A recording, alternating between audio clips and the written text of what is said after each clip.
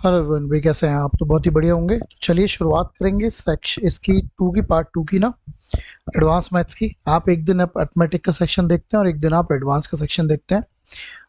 Advance के section को आपका जो यूज़फुल होगा वो C G L C P U C H S और आपका U P S C C D S के एग्जामिनेशन के लिए यूज़फुल होगा। और आप इसको बढ़िया से देखिएगा, सारे क्वेश्चन में तो बेस्ट क्वेश्चन हैं। एक ही क्वेश्चन में कुछ ना कुछ बात है। इस सेशन को जितना आप अच्छे से देखेंगे उतना ही आपको फायदा होगा क्वेश्चन पेपर को इजी करने में और आसानी से देखने में। ठीक है ना? तो चलिए शुरुआत करते हैं। ठीक है, अगर आप पहली बार हैं चैनल पर तो बिल्कुल सब्सक्राइब कर सकते हैं, और अगर आप पहले से हैं तो आप लाइक करिए वीडियो को। आगे बढ़ते हैं, ठीक है ना? चलिए देखते हैं कैसे करने वाले हैं। तो आज का क्वेश्चन शुरुआत होता है 13 नंबर क्वेश्चन से। देखिए और जरा बताइए कैसे करेंगे आप इसको। तो क्वेश्चन एक वर्टिकल पोल है जिसकी हाइट है H, stand on a ground. ठीक है, from a point P on the ground the angle of elevation of the top of the pole is, देखो ऐसे समझो कि ये आपका कोई एच हाइट का एक पोल खड़ा हुआ है और ग्राउंड पर किसी जगह से angle of elevation from a point P वो 60 डिग्री है। तो ऐसे करके एंगल ऑफ एलिवेशन इस टाइप से ये 60 डिग्री हो जाएगा। ठीक है ना? फिर इसने बोला from a different point Q located 10 metre away from P directly along the line extended from the base of the pole the angle of elevation top of the pole is 30। अगर angle छोटा हो रहा है ना तो ये जो Q होगा ये आगे होगा, यहाँ पे, यहाँ। ठीक है ना? तो ये आपका एंगल 30 हो गया। क्लियर? फिगर आपको क्लियर है? और ये डिस्टेंस जो है 10 मीटर है। ठीक है, अब इसके बहुत सारे फॉर्मूले आपको बता दिए जाएंगे, लेकिन आप जितना बेसिक फिगर बनाने का जितना बेसिक रखेंगे उतना बढ़िया, क्योंकि 15 सेकंड का ही क्वेश्चन है ये। देखो सिंपल सी बात है, आपको क्लियर करना है। अगर ये एच है और ये 60 है तो ये जो आपकी नीचे वाला बेस होगा ये h/√3 होगा। ये आपको पता होना चाहिए कि अगर एंगल 60 है तो इस वाले ट्राइंगल में जो येलो कलर का ट्राइंगल आपको दिख रहा है, अगर वो एच है तो ये h/√3 होगा। अब बात करते हैं 30 डिग्री के एंगल की। 30 डिग्री में भी हाइट एच है तो ये h√3 होगा, यहाँ से यहाँ तक। तो h√3 में से अगर h/√3 को माइनस कर दिया जाए तो 10 के बराबर हो जाएगा। h√3 माइनस के h/√3 इज इक्वल टू 10। आप इसकी मल्टीप्लाई कर लेंगे, 3h minus H 2h/√3 is equal to 10। तो 2 से आप कर लेंगे तो h की वैल्यू आ जाएगी 5√3। अब इसका एक और आप शॉर्टकट याद कर सकते हैं कि अगर ये कुछ भी होता है, ये जो भी लेंथ होती है और एंगल 360 है, तो ये हमेशा इसका आधा/√3 होता है। अब ये बात आपको अब क्लियर हुई ना, पूरा कॉन्सेप्ट समझने के बाद। कॉन्सेप्ट भी आपको पता होना चाहिए, करना भी कैसे, ये सबसे इंपॉर्टेंट पार्ट है, राइट?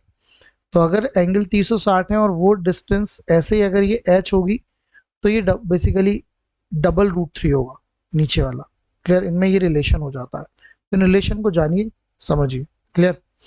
ओके, जैसे एच है तो ये जो हो जाएगी, ये जो लेंथ हो जाएगी ये आपकी h√3 हो जाएगी।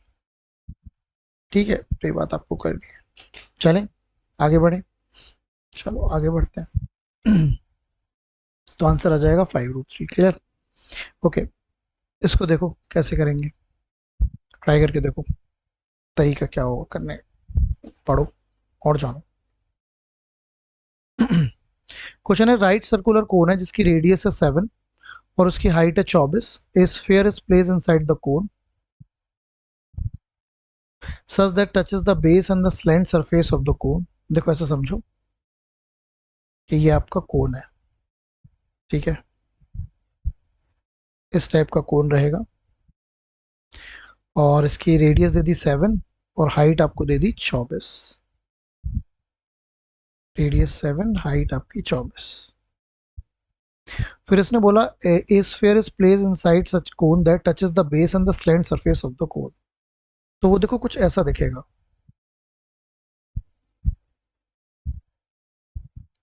स्फीयर जो होगा वो ऐसा दिखेगा कुछ। ये इसकी रेडियस होगी और ये भी रेडियस होगी। ठीक है ना? ठीक है, find the radius of the inscribe sphere. तो इसकी रेडियस पूछिए। क्लियर? तो ये कैसे कर सकते हैं, इस बात को जानने की कोशिश करते हैं। पहले तो क्लियर समझिए कि ये क्वेश्चन बहुत ही बढ़िया क्वेश्चन है, ध्यान से देखना, बहुत ही शानदार। क्लियर? देखो अगर आप ध्यान दो तो ये एंगल 90 होगा। मैं थोड़ा सा इसके डायमेंशन को नाम दे देता हूँ, ए बी सी ओ या इसको डी नाम दे देते हैं, ओ सेंटर को दे देते हैं ना सर्किल के को, डी ओ सेंटर को, और इसको मैं पी दे देता हूँ, है ना। तो ये बात आपको क्लियर हो गई। हाँ, तो ये एंगल 90 हो गया और ये एंगल भी 90 है, ठीक है, ये भी आर है। अच्छा मुझे बताइए, ये भी तो आर होगी ना, ये वाली, और ये आर है 24 है, तो ये वाली लेंथ कितनी होगी? ये वाली लेंथ होगी 24 माइनस के आर। ओके, एक्चुअली इसमें ट्राइंगल सिमिलरिटी का फंडा यूज होगा जो आपको जानना है। अब ध्यान से देखना कौन कौन से ट्राइंगल सिमिलर होंगे। तो ट्राइंगल आपको एओपी दिख रहा है, एओपी, और आपको ट्राइंगल एओपी दिख रहा होगा, और आपको ट्राइंगल एडीसी दिख रहा होगा। ये दोनों सिमिलर है। कैसे सिमिलर है मैं आपको बताता हूँ। देखो ये एंगल 90 है, ये वाला, ये भी 90 है, और अगर देखा जाए तो ये एंगल दोनों में कॉमन है, ये वाला थीटा। और अगर ये थीटा है और मैं इस एंगल को अगर अल्फा मान लूँ तो ये भी अल्फा होगा, ये वाला, ठीक है। तो एंगल बाय सिमिलरिटी का यूज करेंगे, थीटा, अल्फा और 90। अब ध्यान से देखिएगा, छोटे वाले ट्राइंगल में थीटा के सामने है आर, बड़े वाले ट्राइंगल में थीटा के सामने है 7। छोटे वाले ट्राइंगल में अल्फा के सामने है एपी, और बड़े वाले ट्राइंगल में अल्फा के सामने है 24, ठीक है। छोटे वाले ट्राइंगल में 90 के सामने है 24 माइनस के आर, और बड़े वाले ट्राइंगल में 90 के सामने है पूरा ए सी, जो कि अगर ये 7 है 24 है तो इसको कितना होना पड़ेगा, 25 होना पड़ेगा। क्लियर, तो ये आपकी 25 होगी। अब किस किस रिलेशन को लेना बेहतर होगा, इसको और इसको, ठीक है, ले लूं, क्योंकि इन दोनों से ही काम हो जाएगा। 25 की मल्टीप्लाई होगी किस में, आर में, तो 25 आर, और 7 की मल्टीप्लाई इधर होगी, 7 चौक 28, 15 16 माइनस के 7 आर, 7 इधर जोड़ लीजिए, और 32 आर इज इक्वल टू 168, 8 से 4 बार, तो आर की वैल्यू आ गई 21/4, और जिसका मतलब है 5.25। तो इस तरीके से इस क्वेश्चन को डील करेंगे, है ना। ये कॉमन क्वेश्चन है, इसको अच्छे से समझिएगा, पेपर में रिपीटेड रहेगा, आता रहेगा, आपको इसको बहुत बढ़िया तरीके से समझना है, इसको मिस नहीं करना, ठीक है ना। तो यही बात आपको जाननी है। क्लियर कर पाएंगे? चलो तो आगे बढ़ते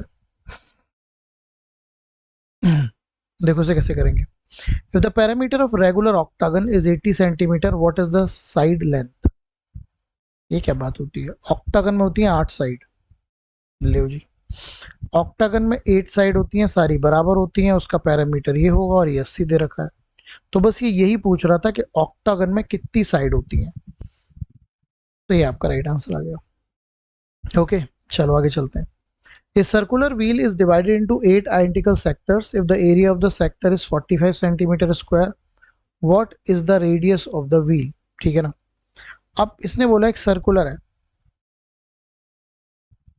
इस टाइप से, और वो 8 सेक्शंस में डिवाइडेड है। 8 सेक्शन कुछ इस तरीके से डिवाइड होंगे,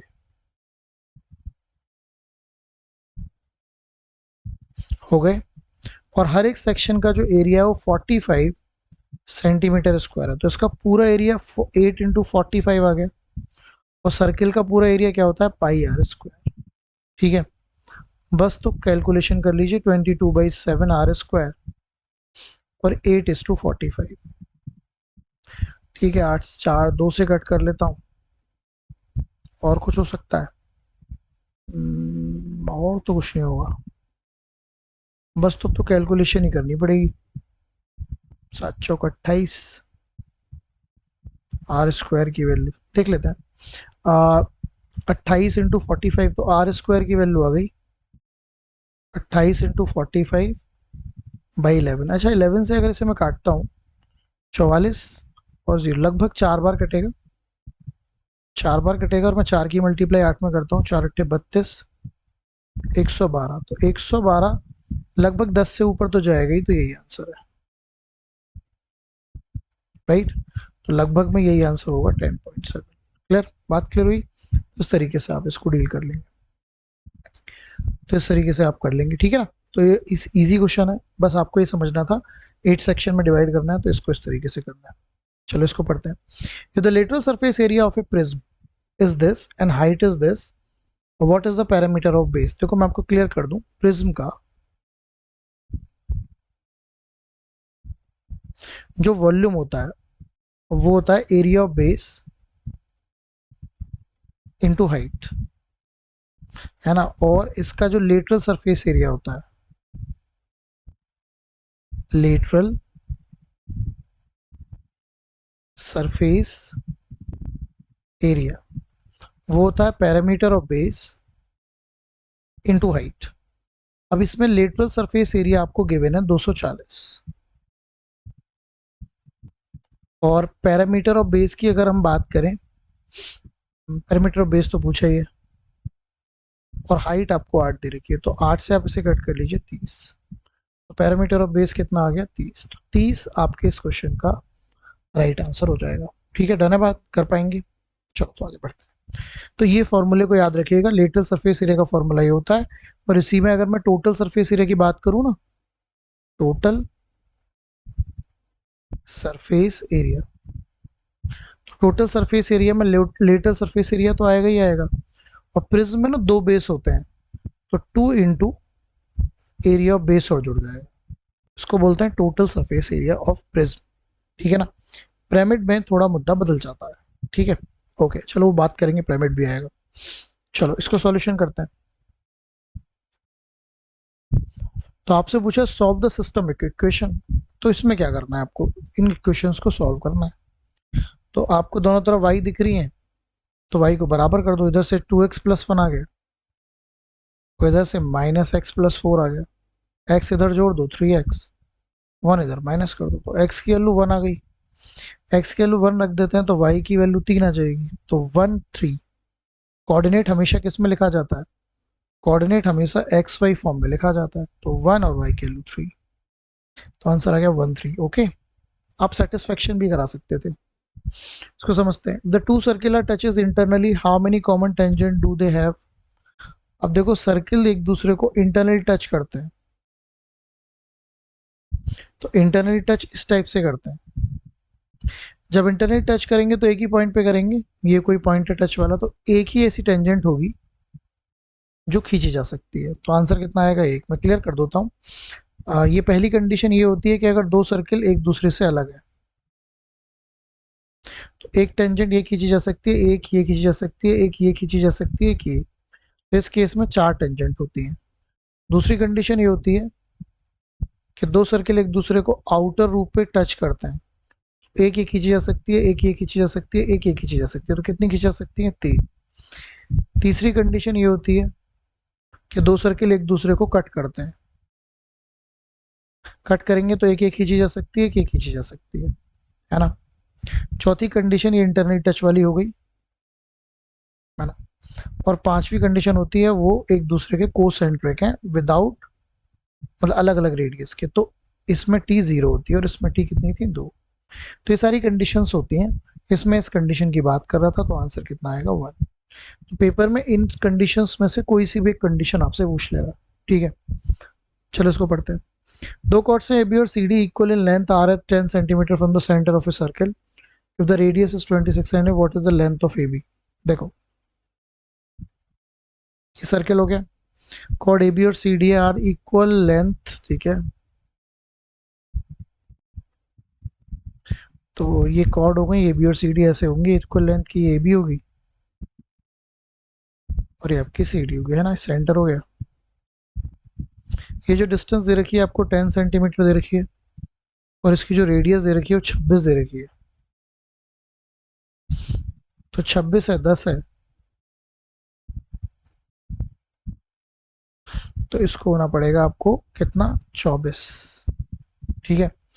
अब ये 24 है तो ये भी 24 होगी, क्योंकि ये बिल्कुल सेंटर में होती है, ये जो परपेंडिकुलर आता है ना इसकी खासियत होती है सेंटर में। 24 प्लस 24 क्या आंसर आ गया 48। आपके इस क्वेश्चन का राइट आंसर क्या होगा 48। क्लियर, आसान सवाल है, कर सकते हैं बिल्कुल। चलिए सरकार इसकी तरफ बढ़ते हैं। A sector of circle with radius 6 cm has a central angle 60. What is the area of the corresponding segment? Segment इस बार पेपर में काफी पूछा गया, ठीक है। ये सर्किल है, तो सेगमेंट होता क्या है? देखो सेगमेंट होता क्या है। सेगमेंट ये वाली चीज होती है जो सेक्टर का पार्ट होता है, ये वाला। और ये सेक्टर का पार्ट क्यों होता है? वो ऐसे होता है सेक्टर का पार्ट।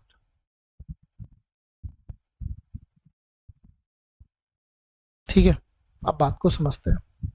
ये एंगल 60 डिग्री हो गया, ये रेडियस हो गई जो कि इसने दे रखी है 6। अब ये निकलेगा कैसे? वैसे मैं क्लियर कर दूं, ये 60 है ना और ये दोनों रेडियस हैं, तो ये भी एंगल कितना होगा? 60 ही होगा। तो ये वाला जो हिस्सा है इसका एरिया निकालने के लिए आपको सेक्टर के एरिया में से ट्राइंगल के एरिया को माइनस करना पड़ेगा। सेक्टर का एरिया होता है पाई आर स्क्वायर थीटा अपॉन 360, और ये ट्राइंगल है इक्विलेटरल, तो √3/4 आ साइड का स्क्वायर। अब आप इसमें वैल्यू डाल दीजिए, तो पाई आर स्क्वायर मतलब 36, थीटा मतलब 60/360, 0 से 0, 36 से 36, ये 6 पाई आ गया, और ये आ गया √3/4, 6 का स्क्वायर मतलब 36। तो आंसर आ गया आपका 6 पाई, मैं यहाँ पे लिख देता हूँ 6 पाई माइनस के 9√3, 6 पाई माइनस के 9√3, ये आपके इस क्वेश्चन का राइट आंसर आ जाएगा। ठीक है, समझ आई बात कैसे करना है? तो ये मुद्दा है जो आपको जानना है। तो ये काफी कॉमन क्वेश्चन है आजकल, तो आप ध्यान रखिएगा सेगमेंट के लिए क्या करना है। तो सेगमेंट के लिए ये काम करना है। अच्छा, इससे जो पिछला वीडियो था उसमें सेगमेंट का बढ़िया क्वेश्चन था, उसमें जो एंगल था वो 150 था। अभी एंगल कुछ भी हो सकता है, 60 होता है तो इक्विलेटरल ट्राइंगल बनेगा, जैसे कि आप देख पा रहे हैं। ठीक है, चलो आगे बढ़ते हैं। Express this as a fraction. देखो पहले आप समझो इसका सिस्टम क्या चल रहा है। ये चल रहा है 0.121 21 और ये 21 का सीरीज चल रहा है।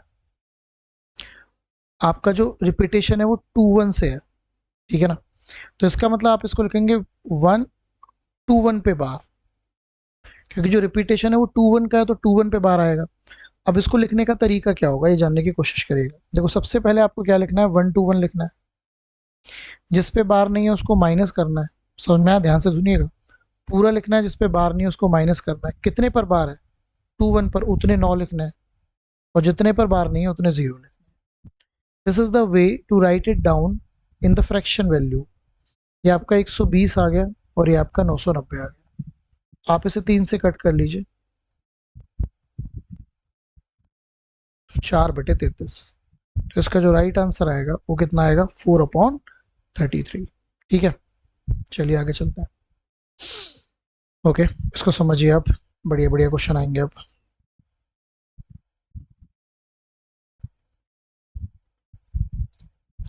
Cost of fencing a circular ground at 120 per meter is 3. Find the radius of the ground. देखो फेंसिंग अगर आपने करनी है, फेंसिंग हमेशा मीटर के हिसाब से ही होती है। अब इसका मतलब क्या है 120 पर मीटर? इसका मतलब 1 मीटर में 120 रुपये।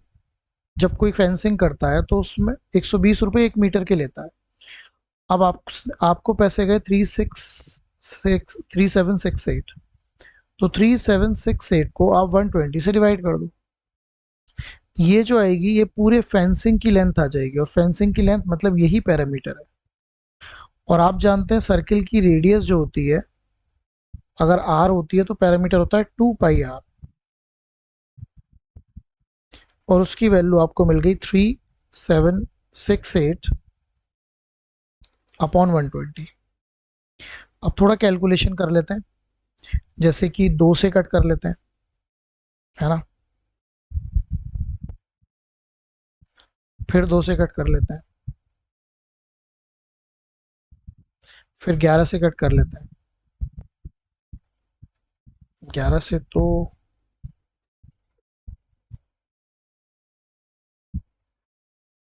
3768, ओके।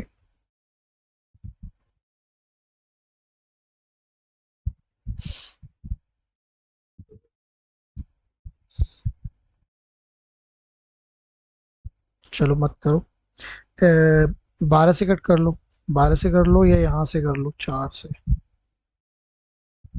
अच्छा इधर रह गया आपका 11r/7, इधर आ गया आपका 942/120, और 2 से कर लो, दूसरे को। अब तो कट नहीं होने का है ना। तो आर की वैल्यू अगर मैं 7 की मल्टीप्लाई, लगभग में आंसर आएगा क्या, देखते हैं भाई। 7 की मल्टीप्लाई इसमें कर लेते हैं, 660 तो नीचे आ गया,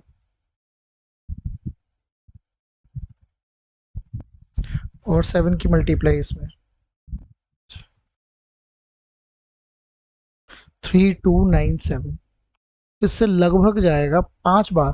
हाँ 5 बार जाएगा, 5 बार नहीं जाएगा, 4 ही बार जाएगा।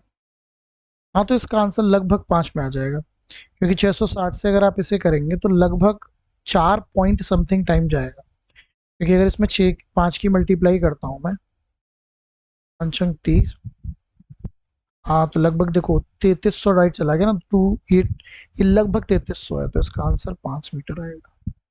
तो लमसम में आंसर आएगा, एग्जैक्टली नहीं वैल्यू कटेगी, ठीक है ना। ओके, तो आंसर आ जाएगा 5 मीटर। ऐसे क्वेश्चन बहुत आ रहे हैं जिसमें आपको लमसम में वैल्यूज देखने को मिल रही है। चलो इसको ट्राई करते हैं। A circular Rego radius 14 centimetre fit is perfectly inside a square plaque. Square plaque क्या होता है, एक ऐसे करके स्क्वायर करके कोई जगह है, उसके अंदर ना एक ऐसे करके सर्कुलर फिक्स्ड है इस टाइप से।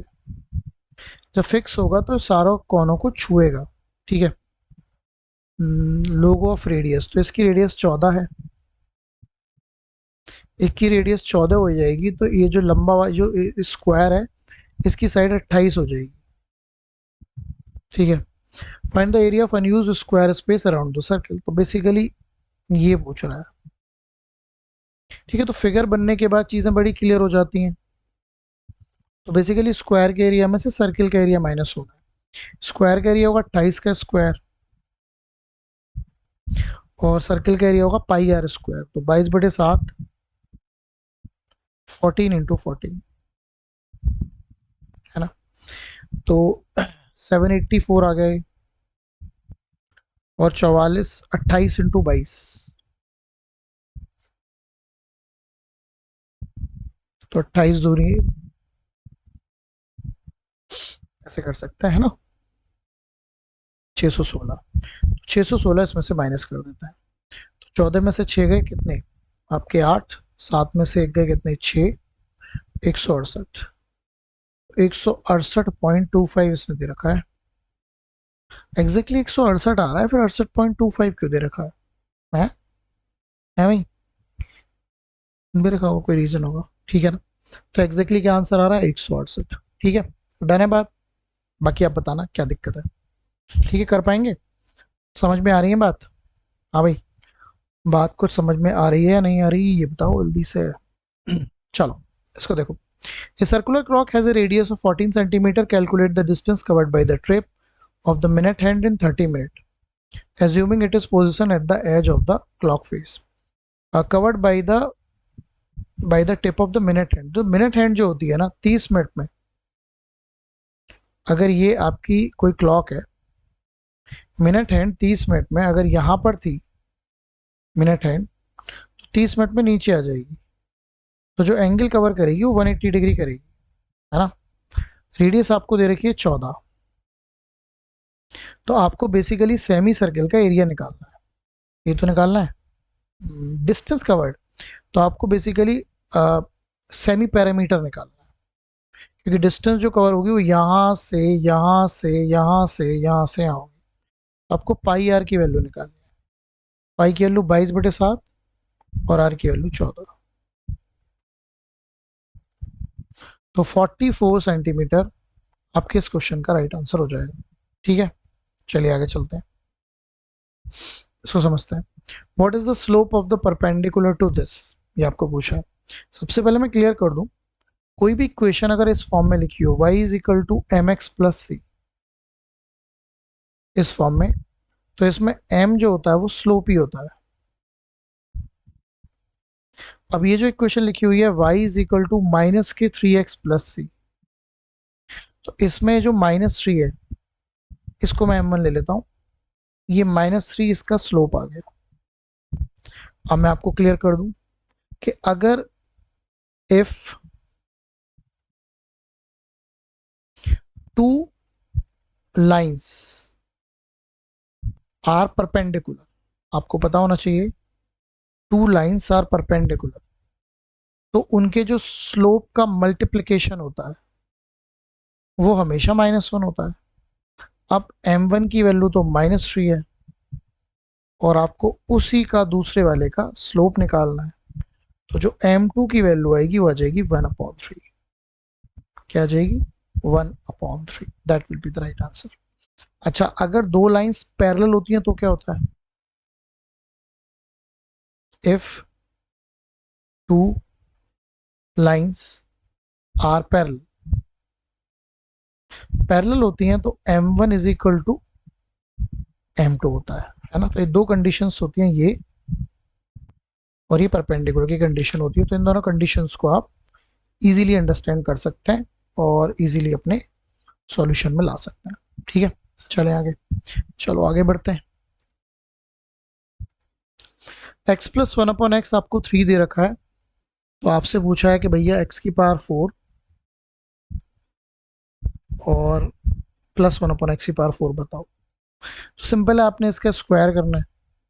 x प्लस 1/x मैं आपको क्लियर कर दूं, कभी a हो तो x square plus 1/x square जो होता है वो a स्क्वायर माइनस के 2 होता है। अब a की वैल्यू यहाँ पे 3 है तो इसकी वैल्यू आ जाएगी 7। फिर से स्क्वायर कर देते हैं तो ये आ जाएगा x की पावर 4 प्लस 1/x की पावर 4, ये हो गया 7 का स्क्वायर माइनस के 2। तो आपका राइट आंसर आ जाएगा 47। कुछ गड़बड़ कर दिया क्या? 3 का स्क्वायर 9, 7 है। x प्लस 1/x आपका 3 है। हाँ तो ठीक है। 9 - 2 7 आएगा। 7 का स्क्वायर 47 ही आएगा। 119 क्यों आंसर है? ये -c का वैल्यू तब भी कुछ इसमें मिस्टेक है, आप मुझे बताइएगा। मेरे को लगता है आंसर्स का दिक्कत है। ठीक है ना, यही आंसर आएगा, कुछ और आएगा? कमेंट करके बताना। ठीक है, चलो। महा आसान क्वेश्चन है, पता नहीं ऐसा क्यों है। मे बी, अब may be it should be, it would be a problem, है ना। ठीक है, यही है। ठीक है, ओके। इसको देखते हैं। The radius of a sphere is increased to twice its original size. What is the ratio of the new surface area to the original surface area, as well as the proportion of the new volume to the original volume? Radius आपने increase कर दी twice. तो पहले का radius 1 थी, तो अब radius आपने उसको 1 से 2 कर दिया। पहले तो बात हो रही है new surface area to the original surface area. Surface areas की, सरफेस एरिया होता है 4πr², है ना। मतलब बेसिकली 4π से कोई मतलब नहीं है जब रेशियो की बात करेंगे। तो न्यू हो जाएगा 4 और ओल्ड हो जाएगा 1, तो यहाँ से रेशियो बनेगा 4:1 का, क्योंकि इसने पूछा न्यू और ओल्ड का रेशियो। और अब हम वॉल्यूम की बात कर लेते हैं। As well the proportion of new volume to the origin. तो न्यू वॉल्यूम हो जाएगा, वॉल्यूम चलेगा क्यूब में, स्फेयर का। तो 2 का क्यूब 8 होता है और 1 का क्यूब तो 1 ही होता है। तो वॉल्यूम का न्यू और ओल्ड का आ जाएगा 8:1। तो आंसर आएगा 4:1 और 8:1। 4:1 और 8:1 ये वाला, that will be the right answer. Okay, done है बात। चलिए इसको देख लेते हैं। Hemisphere and a cone, hemisphere and A cone share the same base. Okay, तो इस फिगर को हम ऐसे बना सकते हैं।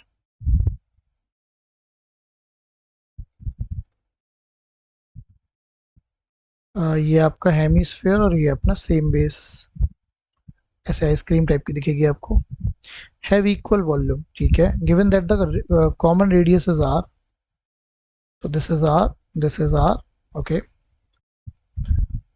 Then height of the cone, तो इसकी हाइट को मैं h मान लेता हूँ। अब आपका कोन का वॉल्यूम क्या होता है? होता है 1/3πr² और h, ये कोन का वॉल्यूम होता है। हेमिस्फेयर का वॉल्यूम क्या होता है? होता है 2/3πr का क्यूब। पाई 3 से पाई 3 खत्म, एक आर स्क्वायर से ये भी खत्म, एच की वैल्यू आ गई 2r। बस यही ये पूछ रहा है, H is equal to 2r। तो आपका जो राइट आंसर आ जाएगा वो ये आ जाएगा। ठीक है ना? ठीक है, सेशन समझ में आया आपको? तो ये है आपका आज का मुद्दा जो आपने जाना। ठीक है, कैसा लगा सेशन मुझे ज़रूर बताएं। If you liking this video you can just what, आप इसको लाइक कर सकते हैं और बढ़िया से समझो भैया, सिलेक्शन वलेक्शन लो, ठीक है ना, तब काम बन पाए। ठीक है, चलिए मिलते हैं आपसे अगली वीडियो में। एक दिन हम एडवांस का सेक्शन करते हैं, एक दिन हम अर्थमेटिक का सेक्शन करते हैं। और बस, और तो क्या है, आपको अच्छे से करना है इन क्वेश्चंस को। मैं चाहता हूँ कि आपका जब पेपर आएगा तो आपके पास एक नंबर ऑफ क्वेश्चंस का कलेक्शन बने। शानदार क्वेश्चंस हैं सारे जो आपको समझते हैं, कैसे जल्दी से करना है ये भी आपको जानना है। ठीक है ना? चलिए, all the best, tata bye bye, see you.